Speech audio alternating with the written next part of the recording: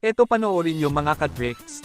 Cleveland Cavaliers laban sa kupunan ni Paul George at Kawhi Leonard, ang Los Angeles Clippers.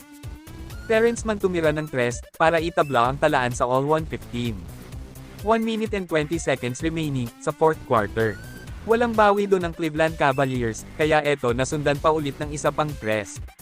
Galing naman yan kay Amir Coffey. At lamang na dyan ng 3 ang Clippers. 118 to 115.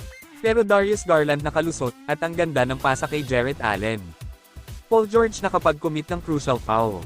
At naitabla yan ng Cleveland sa all-118. At eto na last possession bola ng Los Angeles Clippers. Paul George ang may tanan ng bola, isolation play. Dribble drive sabay crossover.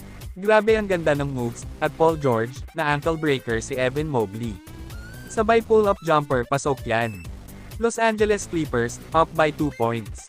Pero meron pang natirang 7 seconds. Sandali lang mga ka-tricks.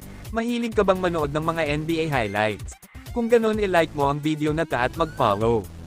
Para mas makapanood ka pa ng maraming videos katulad neto. Napatayo tuloy ang buong bench ng Clippers. James Harden naman parang hindi makapaniwala sa nangyari. Pero may chance pa na manalo ang Cleveland. May 7 seconds pa ang nalalabi. Eto na Darius Garland ang tumanggap ng bola. Sabay drive sa ilalim. Kaso alam ata ng Clippers ang play na gagawin ng Cavaliers. Kaya dalawang defender ang sumalubong kay Garland. Kaya nabutata tuloy siya dyan ni Paul George. Although may natira pa naman ng 1.7 seconds kaso di na rin nakabawi dyan ang Cleveland. At sa huli panalo pa rin ang Los Angeles Clippers. Anong masasabi nyo dito mga ka-tricks? Comment down below.